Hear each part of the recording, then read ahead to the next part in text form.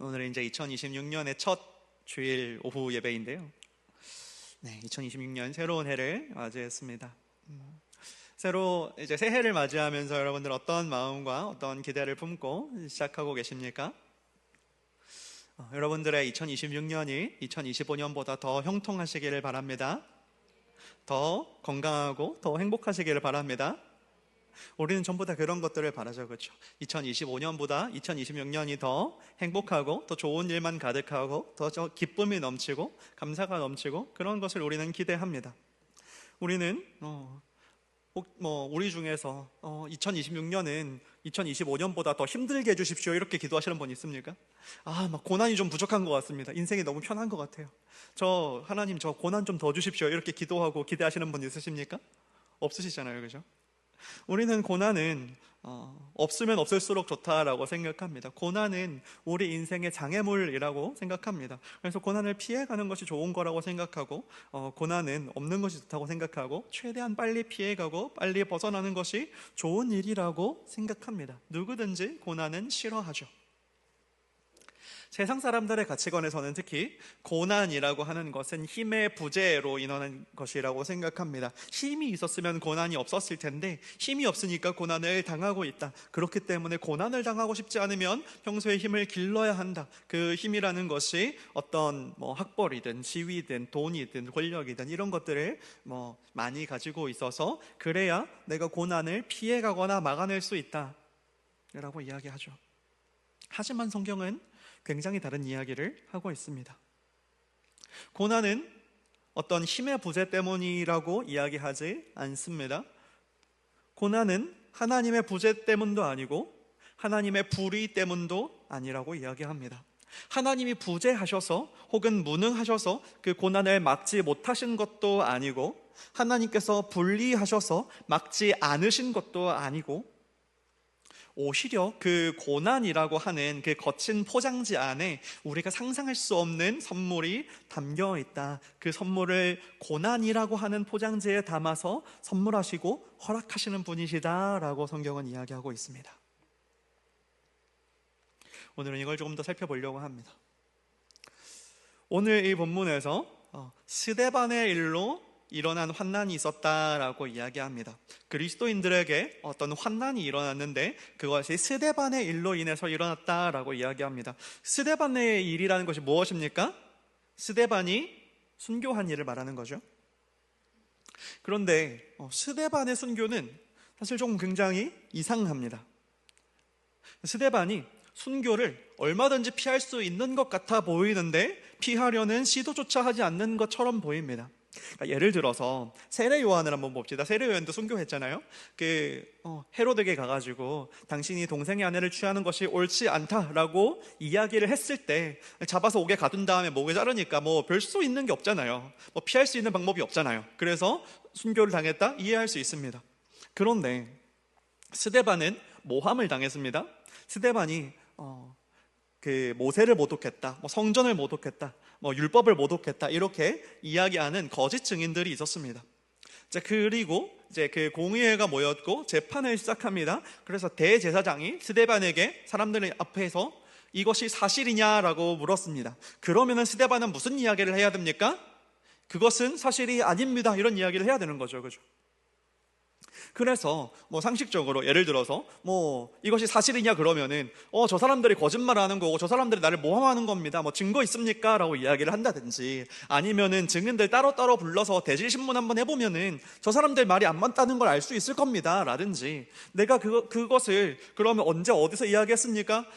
그 자리에 다른 사람들도 있었습니까? 이렇게 한다든지 그렇게 해서 이 모함하는 사람들이 이 거짓 증인들이 하는 증언들이 거짓되었다 이것은 모함이다 라고 밝혀내는 것이 스데반이 해야 되는 일처럼 보입니다. 맞죠? 그래야 사는 거 아닙니까? 그런데 스데반이 그런 시도 자체를 안 하는 거예요. 그러면 스데반이 거기서 뭐를 하냐면요, 자기가 지금 죽고 사는 문제보다 사람 많이 모인 김에 설교 한번 해야겠다라고 생각을 하고 있는 것 같아요. 사람 많이 모인 김에 설교 한번 하는 게 또 훨씬 더 중요한 일인 것처럼, 자기 목숨보다 훨씬 더 중요한 일인 것처럼 보여요. 사람들이 많이 모였네. 그런데 예수를 믿는 사람들이 아니라 예수를 안 믿는 사람들이 많이 모였네. 그리고 높은 사람들도 모였네. 산헤드린 공의회와 백성들의 장로들과 그리고 대제사장과 이런 사람들이 모였네. 그런데 이 사람들이 내가 하는 이야기를 듣고 있네. 그리고 들어야 되네. 잘 됐다. 이런 기회는 이제 앞으로 다시 없을 거다. 그러고는 자, 이제 설교할 시간이다. 그러고는 설교를 하기 시작하는 거예요. 그런데 이제 그 설교의 내용이 심지어는 너희들이 잘못했다, 이런 이야기를 하고 있는 거예요. 너희가 하나님의 아들이자 하나님이신 예수를 몰라보고 죽인 거다. 너희 조상들이 선지자들을 계속해서 죽여왔는데 모세도 거부하고 그리고 그 선지자들을 보내면 전부 다 핍박하고 박해했는데, 그렇게 했던 것처럼 너희 조상들이 그렇게 선지자들을 죽이고 핍박했고 거스르고 거절했던 것처럼 너희가 하나님이신 예수를 거절하고 죽였다. 그러니까 내가 모세와 율법과 성전을 모독한 게 아니라 너희가 모세와 율법과 성전을 모독한 거다, 이런 이야기들을 하고 있는 거예요. 그러니까 군중들이 들고 일어나서 결국 스데반을 돌로 쳐서 죽이게 됩니다. 스데반의 환난, 순교 자체도, 스데반 집사님의 그 순교 자체도 큰 환난이죠. 스데반 집사님이 이제 그 7 집사 중에 한 분 아닙니까? 그러면은 우리가 잘 몰라도 7명 중에 1명이라 그러면은 굉장히 이제 중요한 사람인 것 같지 않습니까? 그죠? 그런데 그런 기독교에서 특히 그 초기 기독교 사람들이 그렇게 많지도 않은 약한 그 가운데서 정말 7 집사 중에 한 분이 돌아가셨다 그러면 그것도 이미 큰 환난인데, 거기서부터 더 큰 환난이 연쇄적으로 일어나기 시작합니다. 스데반 집사님이 순교하는 것을 시작으로 해서 그리스도인에 대한 박해가 가속도가 붙습니다. 마치 그 맹수가 처음으로 피맛을 본 것처럼 이 그리스도인에 대한 박해가 정도가 굉장히 높아지고 그것이 굉장히 강해지기 시작했습니다. 그러니까 그전에는 그리스도인들을 박해하기는 했어도 이 정도는 아니었단 말이죠. 박해하긴 했어도 왕따시키고 물건 안 팔아주고 보이콧하고 불매운동하고 그렇게는 했었어도 잡아 죽이지는 못했단 말이에요. 그러니까 예수님 어떻게 합니까? 예수님 그 유대인의 의회에서 죽였습니까? 아니잖아요. 우리가 사도행전에서 고백하지 않습니까? 누구에게 고난을 당했다 그럽니까? 본디오 빌라도에게 고난을 당했다 그러잖아요. 그 유대인의 의회가 예수가 잘못했다고 해서, 종교가 다르다고 해서 잡아 죽일 수 있는 권한이 없으니까 본디오 빌라도, 로마의 그 권한을 이용해서 예수를 죽이지 않습니까? 그렇게 해서 유대인들이라고 해서 그리스도인들을 그냥 아무 때나 죽일 수 있는 게 아니고, 그러면 살인죄죠. 그렇게 할 수 있는 것이 아니고 어떤 법적인 절차를 밟고 이렇게 해가지고 해서 어렵게 죽이고 이렇게 해야 되는 거였는데, 이날 그냥 들고 일어나서 스데반을 죽여버렸습니다. 그러고 왔더니 이 박해가 점점 더 가속화돼서 이제는 그리스도인들을 잡아 죽이고 옥에 가두고 결박하고 하는 일들이 일어나게 된 겁니다. 그 결과 어떻게 됩니까? 예루살렘에 있던 그리스도인들이 다 흩어지게 됩니다. 사도들 빼고는 다 흩어졌다라고 성경은 이야기하고 있습니다. 그러니까 스데반 집사님이 그냥 거기서 저 아닌데요? 나 안 그랬는데요? 저 그냥 모함당한 건데요? 저 사람들이 거짓말하는 건데요? 그러고 나왔으면 환난이 안 일어났을 수도 있는데, 근데 거기서 스데반 집사님이 변론을 하는 게 아니라 오히려 그 모여있는 사람들을 고발을 하는 바람에 이 환난이 일어나는 것처럼 보입니다. 이때 그리스도인들이 거의 사라질 뻔했어요. 모든 그리스도인들이 다 잡아 죽임을 당하고 감옥에 갇히고, 그렇게 하면 이제 예수를 믿는 사람들이 다 사라지는 거 아닙니까? 그렇게 될 뻔했어요. 이제 교회는 깨어졌고요, 사람들은 흩어졌고요, 예배도 못 드리고요, 성경 공부도 못하게 됐습니다. 1:1 양육 못하게 됐습니다. 나쁜 일입니까? 나쁜 일이죠. 아직까지는 그렇게 생각했습니다. 인간의 눈으로 보면은 이것은 명백한 후퇴이고 기독교의 패배처럼 보입니다. 자, 여기까지만 잘라서 여기서 시간을 멈춰놓고 여기서 지금 이 순간에 판단하고 평가한다면, 자, 여러분들이 만약에 예루살렘에서 신앙생활하고 있던 그리스도인이라고 한번 생각해 보십시오. 안 그래도 살기 힘들었습니다. 안 그래도 유대인들이 와가지고 시비를 걸고요. 뭐 동네가 이렇게 막 아파트 사는 게 아니니까 서로 다 알단 말이에요. 누가 유대인이고 누가 교회 다니는지 누가 그리스도인지 안단 말이에요. 그래서 그걸 이유로 괴롭히고 박해하고 조롱하고 욕하고 그랬습니다. 그것도 힘들었어요. 그랬는데 어찌어찌 그래도 예배 드리면서 이렇게 지내고 있었었는데 스데반 집사님이 거기서 변론을 하라 그랬더니 고발을 하는 바람에 거기서 너네가 모세를 모독했고 너네가 율법을 모독하고 있고 너네가 성전을 모독하고 있어 라고 이야기하는 바람에 우리가 살기가 굉장히 힘들어졌다. 내가 이제 처자식 챙겨가지고 최소한의 집만 싸가지고 당장 이제 도망가야 살 수 있다. 그래가지고는 우리 집 어떻게 해요? 일단 버려. 어쩔 수 없어. 무거운 것들 다 어떻게 해요? 일단 버려. 어쩔 수 없어. 짐 들 수 있는 것만 들어. 어디로 가요? 몰라. 이러고 이제 가야 되는 상황이라 그러면은 여러분 스데반 집사님을 좋게 생각했겠습니까? 그렇잖아요. 스데반 집사님 그냥 안 그랬다 하지. 그냥 거기서 그냥 묻는 말이나 대답이나 잘 하지. 그랬으면은 우리 도망 안 가도 됐는데 그런 생각을 하는 사람이 있었겠지 않습니까? 혹은 하나님 막아줄 수 있지 않았습니까? 하나님 막아주실 수 있지 않았습니까? 그들이 돌을 던질 때, 스데반 집사님에게 돌을 던질 때 하늘에서 번개가 떨어져서 그 돌 던지던 군중들 다 죽게 하고 거기서 막 영광의 모습을 보여주고 이렇게 하나님 얼마든지 할 수 있었지 않습니까? 혹은 막 그 풀무불에 들어가서 이 사람들이 살았던 것처럼, 새 친구가 살았던 것처럼 그 스데반 집사님의 몸을 막 다이아몬드처럼 만들어가지고 돌 던졌는데 막 튕겨나가고 하나님 얼마든지 할 수 있었지 않습니까? 근데 왜 안 하고 우리를 이런 환난 가운데 그냥 내버려 두십니까? 이렇게 생각할 수도 얼마든지 있는 거 아닙니까? 얼마든지 하나님을 원망할 수도 있는 상황인 거죠. 예루살렘은 이스라엘 중에서도 이제 남쪽에 위치해 있습니다. 그러니까 우리나라로 치면 한 대구쯤에 이제 위치해 있는데 사람들이 계속해서 이제 북쪽으로 도망을 갑니다. 이제 이 19절에 보면은 박해를 피해서 도망간 자들이 베니게와 구브로와 안디옥까지 이르렀다라고 이야기합니다. 제가 지도를 이제 갖고 왔는데요. 지도에 보면은 이제 그 베니게는 여기서 이제 그 북쪽으로 올라가면은 그 성경에서 두로와 시돈이라고 부르는 동네, 그래서 이스라엘보다 조금 더 북쪽에 있는 그 레바논, 우리가 이제 지금으로는 이제 레바논 땅에 있습니다. 그리고 구브로는 거기서 이제 조금 더 북서쪽으로 이동하면 있는 저기 섬나라입니다. 네, 거기 키프로스 섬을 이야기합니다. 그리고 안디옥은 저기 이제 터키의 최남단, 터키의 가장 이제 남단에 가까운 그쪽 땅에 레바논보다 더 북쪽으로 올라가면 있는 땅입니다. 그래서 직선거리로 따지면은 한 400-500km에서 그 다음에 안디옥까지 하면 한 800km 정도 됩니다. 그러니까는 그러니까 부산에서 서울보다 한 2배 정도를 더 도망을 간 거죠. 거의 뭐 탈북하는 겁니다. 거기까지 살려고 도망갔습니다. 네.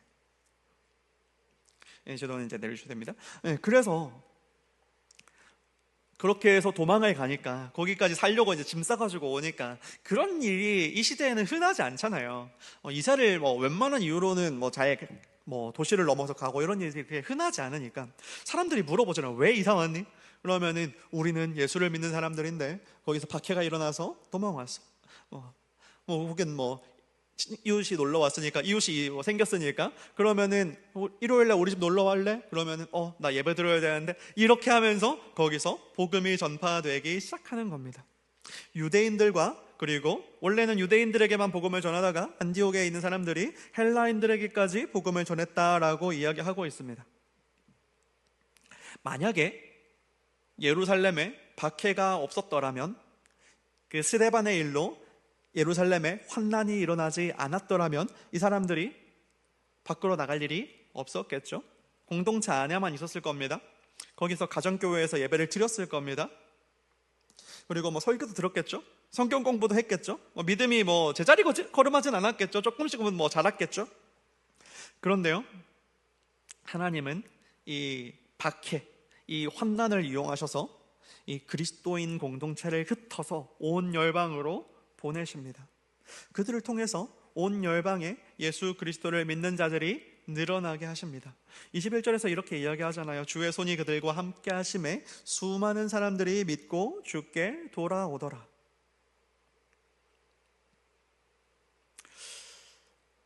만약에 이곳 가운데 이 예루살렘 교회에서 박해가 일어나지 않았다면 그들 중에서 그럼 우리가 선교사를 보내자 그래가지고 보냈으면 얼마나 보냈겠습니까? 몇 명이나 보냈겠습니까? 그럼 복음을 전하는데 얼마나 오래 걸렸겠습니까? 그런데 이곳 가운데 박해가 일어나니까, 강제로 흩어지게 되니까 이 사람들이 한 명 한 명이 선교사가 되는 거예요. 그래서 멀리 있는 그곳까지 가서 복음을 전하게 되는 거예요.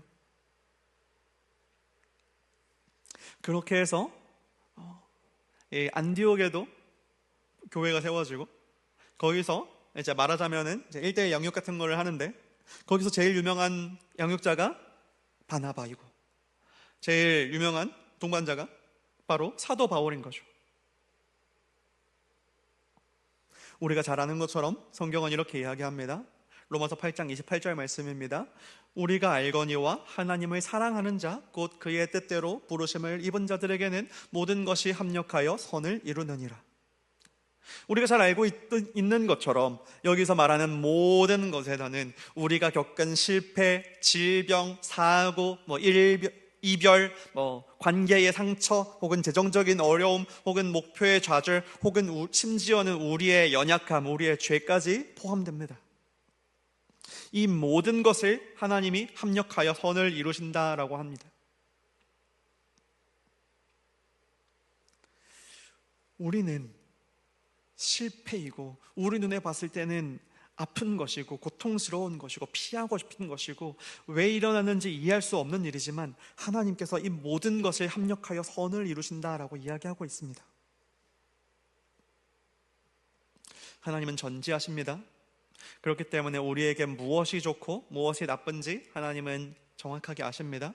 하나님은 전능하십니다. 그렇기 때문에 우리의 고난을 즉시 멈추게 하거나 피하게 하실 능력이 충분히 있으신 분이십니다. 우리에게 가장 좋은 것을 주실 수 있는 능력이 있으신 분이십니다. 하나님은 선하십니다. 그리고 하나님은 우리를 사랑하십니다. 그렇기 때문에 우리에게 가장 좋은 것을 주고자 하시는 분이시고, 우리에게 고통은 피하게 하고 싶어 하시는 분이십니다. 그리고 하나님은 실수가 없으신 하나님이십니다. 그렇기 때문에 우리 손에 떨어진 이 상황과 이 고통과 이 고난과 이 어려움들이 하나님의 실수는 아니십니다. 그렇다면 하나님께서 우리에게 그 고난을 통과하게 하시는 이유는 무엇입니까? 그것은 하나님이 부재해서도 아니고, 하나님이 무지해서도 아니고, 하나님이 무능해서도 아니고, 하나님이 악해서도 아니고, 하나님이 우리를 사랑하지 않거나 하나님이 우리를 유기하셔서도 아니고, 하나님이 실수하셔서 그런 것도 아닙니다. 다만 고난이 우리에게 유익하기 때문입니다. 고난이 형통보다, 평탄보다, 편안함보다, 안정보다 우리에게 유익하기 때문에 하나님께서 우리에게 두 번째로 좋은 것도 아니고 가장 좋은 것만 주신 하나님께서 그 안정과 기쁨과 만족은 두 번째, 세 번째로 좋은 거라서 그거 주지 않으시고 가장 좋은 것, 우리에게 고통과 함께, 고난과 함께, 어려움과 함께하는 가장 좋은 선물을 우리에게 허락하고 계신 것입니다. 때로는 그 고난으로 인한 결과가 우리에게 유익하기도 하고, 또 때로는 그 고난을 지나는 과정 자체가 우리에게 유익하기도 합니다. 어떤 어려운 일이 생겼을 때 그 일이 지금은 어려운 일이지만 그 일을 지나고 나니 이 일로 인해서 생겼던 다른 일이 나에게 훨씬 더 큰 유익이 되기도 하고, 혹은 그 고난을 지나오면서 내가 성장하고, 환난은 인내를, 인내는 연단을, 연단은 소망을 이루느니라. 그래서 그 인내를 통해서 내가 연단되고 그것으로 소망을 이루는 그 과정이 우리에게 유익하게 되기도 합니다. 요셉을 보십시오. 그의 인생은 얼마나 억울한 환난들이 많았습니까? 억울한 고난들이 많았습니까? 형들이 시기해서 그는 이제 인신매매를 당해가지고 애굽으로 팔려가게 되고, 거기서 보디발의 아내에게 모함을 당해서 억울하게 감옥 생활을 하게 되고, 또 거기서 해몽을 해서 이제는 나가는가 싶었더니 잊히고, 이것이 요셉의 인생의 키워드 대부분 아닙니까? 그럼 우리는 여기서 질문합니다.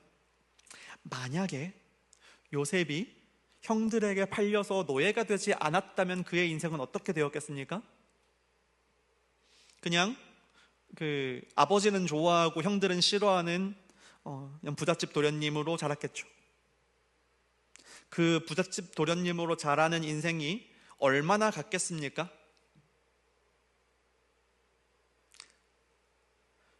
(7년) 대기근이 있었잖아요. 그때 요셉이 이것을 알려주지 않았더라면 애굽도 그럼 저축을 하지 않았을 거고 이것을 저장해 놓지 않았을 거고, 그러면은 이 형제들이 와가지고 애굽에 와서 곡식을 꾸는 것도 불가능했을 겁니다. 그럼 어떻게 됐겠습니까? 다 같이 굶어 죽지 않았겠습니까? 그 야곱의 가족 전체가 다 굶어 죽지는 않았겠습니까?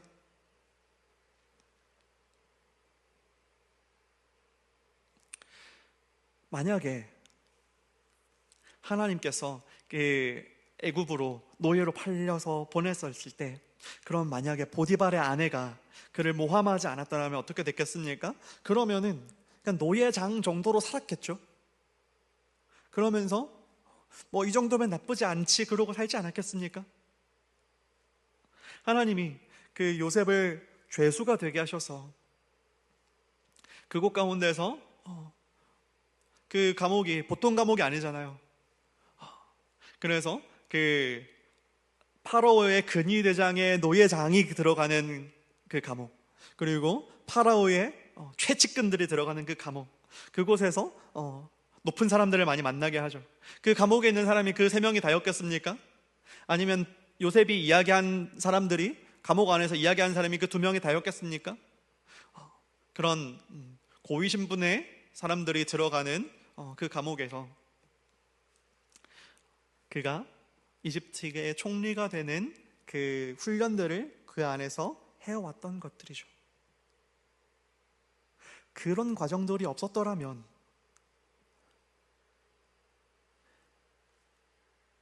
가나안 땅에 있는 히브리인 부잣집 도련님이 애굽의 총리가 되어서 그 가정뿐만 아니라 그 나라뿐만 아니라 그 근동 지역에 있는 다른 나라들까지 구원하게 되는 그런 일은 절대로 일어날 수가 없는 거죠.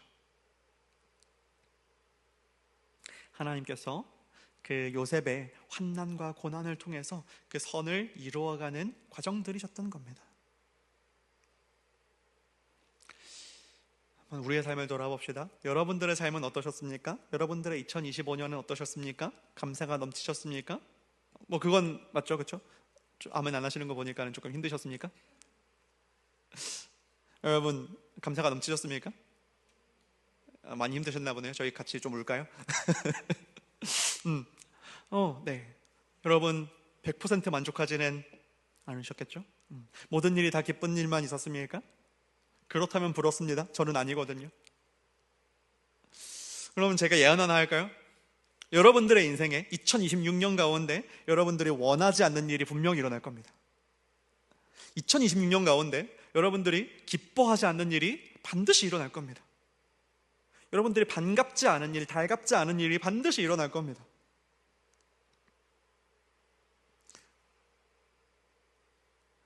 우리들의 인생 가운데 피하고 싶은 일, 이것만 아니었으면 좋겠는 일이 2026년 가운데 일어날 겁니다.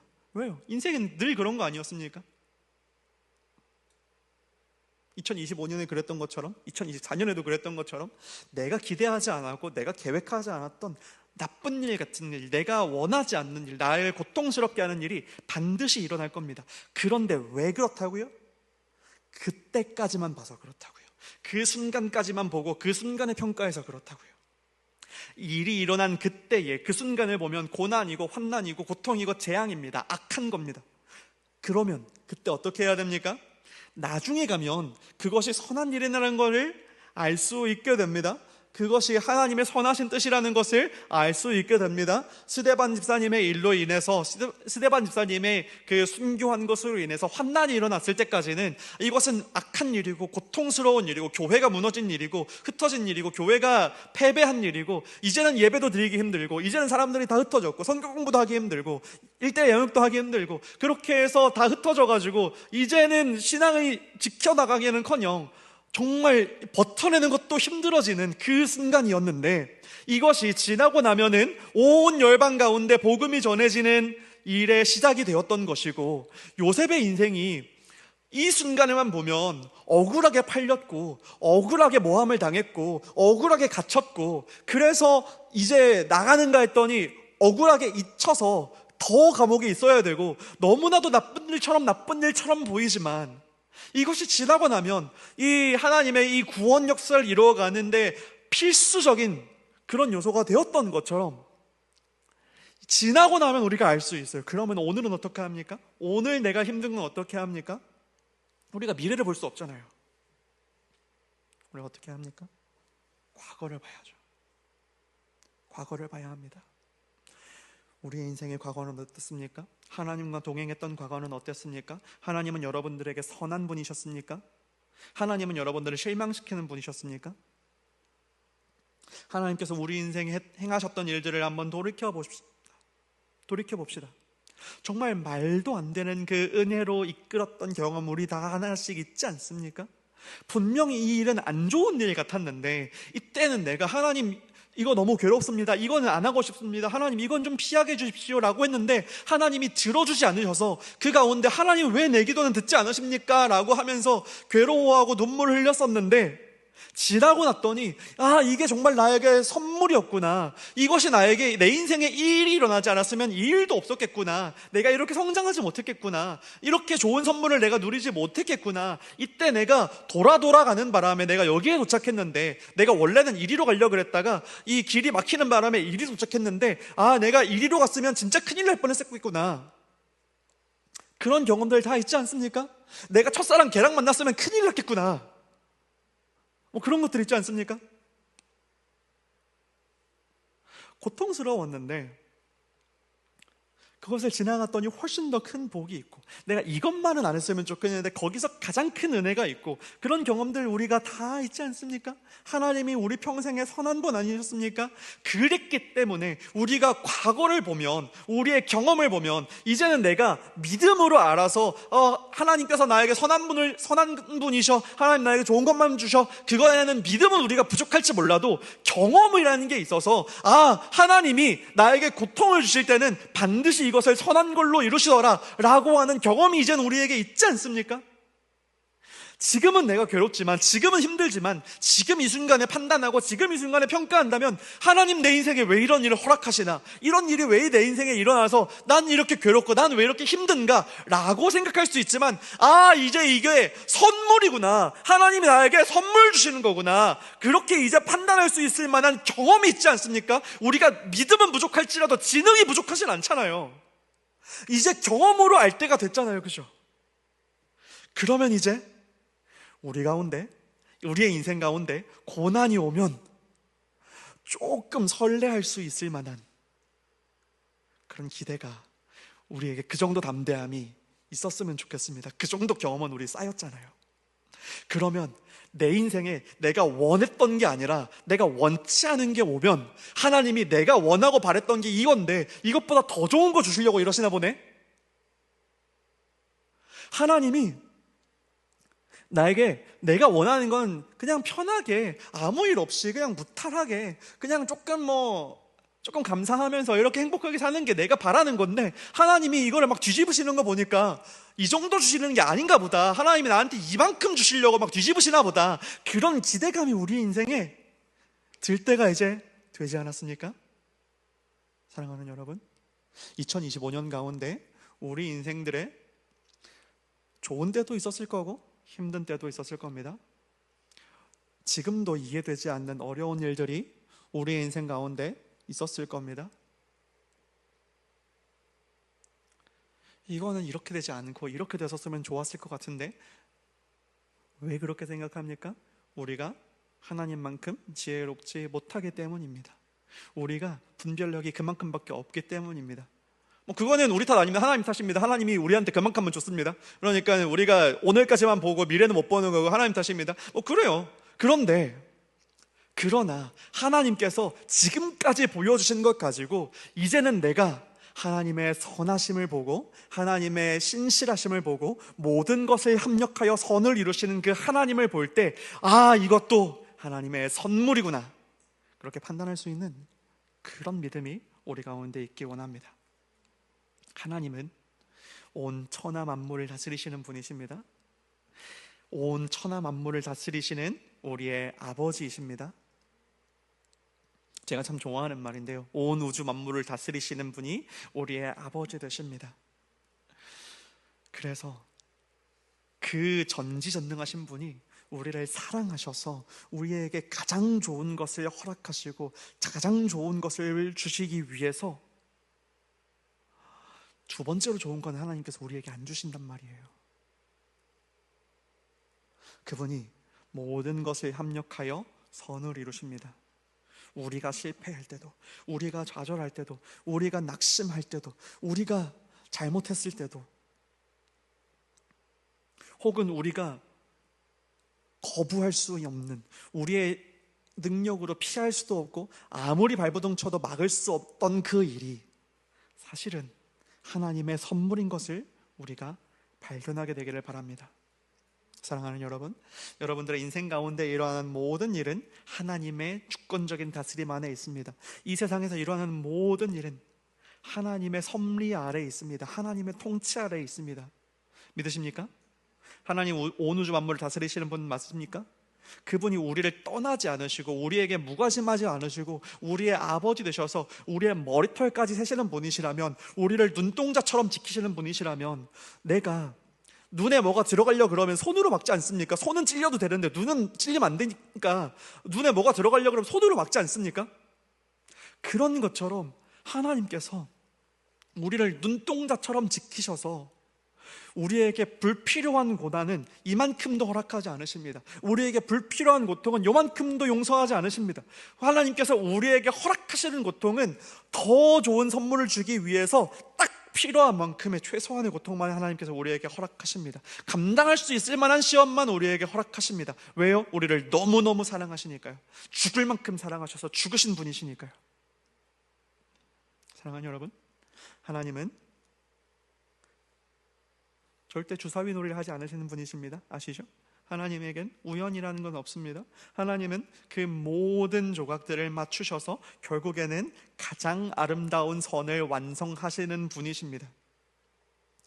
2025년 가운데도 그랬고 우리의 인생 가운데도 그래왔던 것처럼 이제 2026년 가운데서도 우리가 알 수 있든 알 수 없든 간에, 우리가 그것을 볼 수 있는 능력이 있든 그것을 보지 못하든 간에, 우리에게 어려운 일, 내가 싫어하는 일, 내가 피하고 싶은 일, 고통스러운 일 일어날 겁니다. 그러나 여러분들 앞에 인생의 어떤 파도가 몰아치더라도 이제는 두려워하지 않기 바랍니다. 하나님께서 모든 것을 선한 것으로 바꾸실 것이기 때문입니다. 이 믿음을 가지고 우리가 하나님 안에서 기쁨으로 동행하는 저와 여러분이 됐으면 좋겠습니다.